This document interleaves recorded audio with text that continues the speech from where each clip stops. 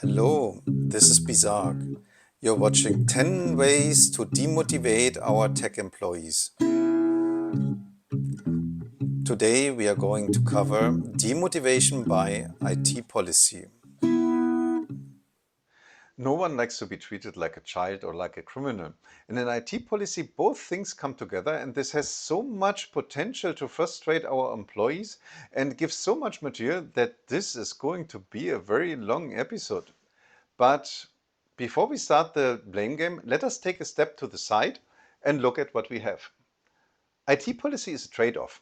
If it leaves too much freedom, there might be some harm. Employees might accidentally destroy their configuration. They might open doors to some malicious intruders, or they might violate license conditions. And these things might have expensive consequences. But on the other hand, our employees need IT to develop the tech product and to communicate, to share information, to acquire knowledge, to get inspiration for the next big thing. And every restriction in IT will make these things more difficult. And since a standard tech employee spends like 90% of her or his time in front of a screen, IT policy greatly influences the work experience.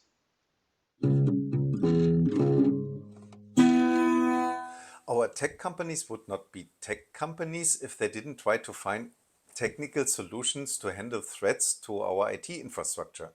Technical solutions have the advantage of being implemented and enforced easily.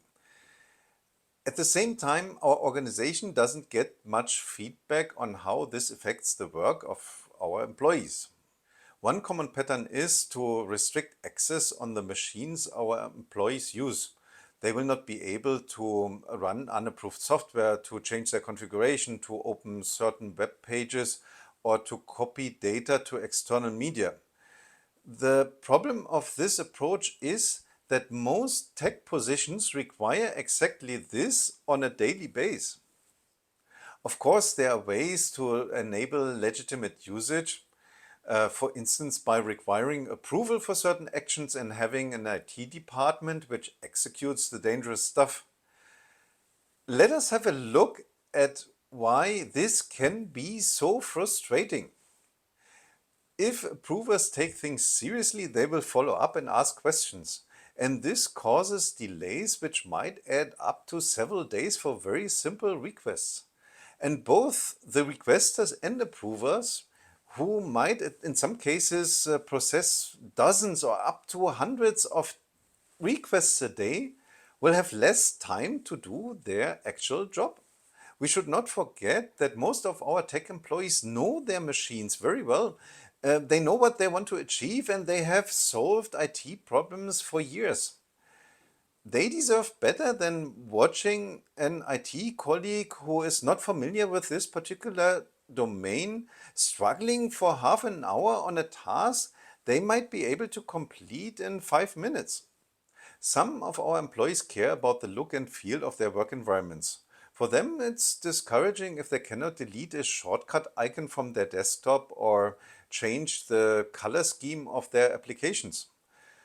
And to be honest, there's no sane reason for having such restrictions. But a fact is that many organizations have such restrictions in place.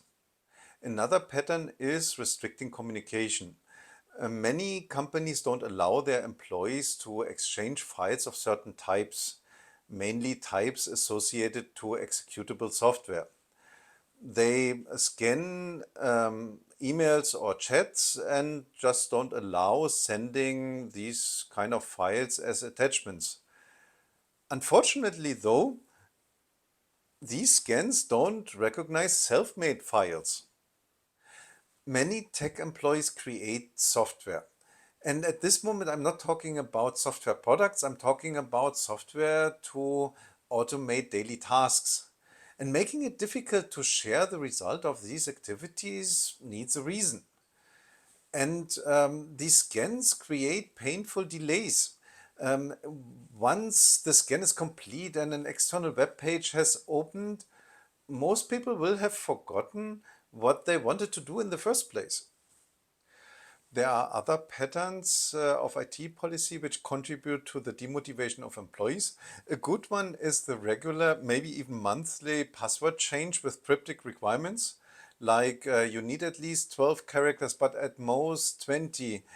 You need digits, uppercase, lowercase, and special characters, but certain special characters are not allowed.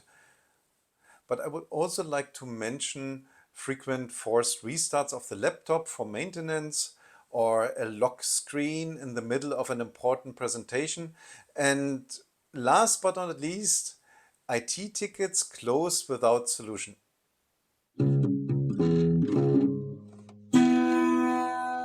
Some IT rules make sane work difficult or even impossible. One example is forbidding to run unapproved software. Our organizations want to prevent that employees download shady software from unknown sources. However, a software developer who wants to test the software she or he is working on needs to run it. And technically, this is unapproved software. Of course, we could adjust our rule that it excludes such legitimate use case. But if we do this, how do we deal with an external library our employee is using for the testing? And of course, we could adjust the rule again and exclude this as well. But if we continue like this, at one point it comes to that our employee needs to judge whether it's okay or not. And if we need our employee to judge, do we really need a rule for this? Other rules feel unfair. Many companies accept and some even require that employees install work-related software on their private devices. This could be a multi-factor authentication app or even a full-blown enterprise managed profile on their private phone they can use for accessing company documents or communication tools. And if these same companies forbid private usage of company equipment, this creates an imbalance. Everyone understands that there are limits when private usage creates additional costs or contradicts company interests.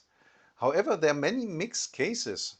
An employee who calls home to say that she or he will work late or reading the tech news in the lunch break. Rules are accompanied by threats. And even if it is not explicit, employees know that if they get caught violating IT rules, they might face serious consequences, like getting their contract terminated or, in extreme cases, even getting sued by their own employer. This situation creates huge conflicts. If employees need to violate IT rules for doing a good job, they basically have the choice between two really bad things.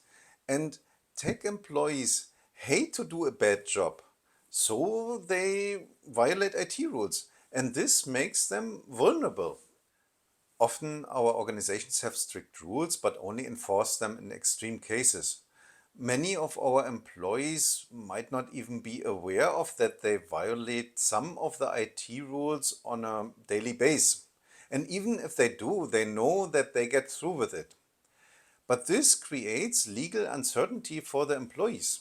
Now our organizations can arbitrarily pick and punish employees for breaking rules everyone is breaking. And furthermore, there are employees who take rules really seriously. And these employees have a disadvantage because their honesty will have a negative effect on their performance. Our organizations have legitimate IT goals. We want to avoid being hacked. We want to avoid license and privacy violations. We want to reduce the cleanup work of the IT department.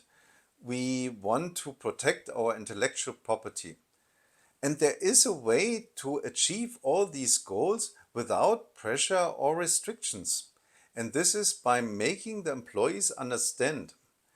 We regularly tell them what we want to achieve. We teach them about the state of the arts. We give them examples of good and bad behavior, and we provide answers to the questions they might have. We will still have technical solutions for detecting problems and for preventing bad things from happening. But we will always find a balance between the IT risk and the impact our countermeasures have on our employees. And if we find that someone has taken an unreasonable risk, we will patiently explain how to do things better. And I would predict that if we take this path of positive motivation, we will achieve our IT goals with flying colors. So much to IT policy. I hope I could motivate you to give this video a like. The next episode will be about demotivation by performance reviews.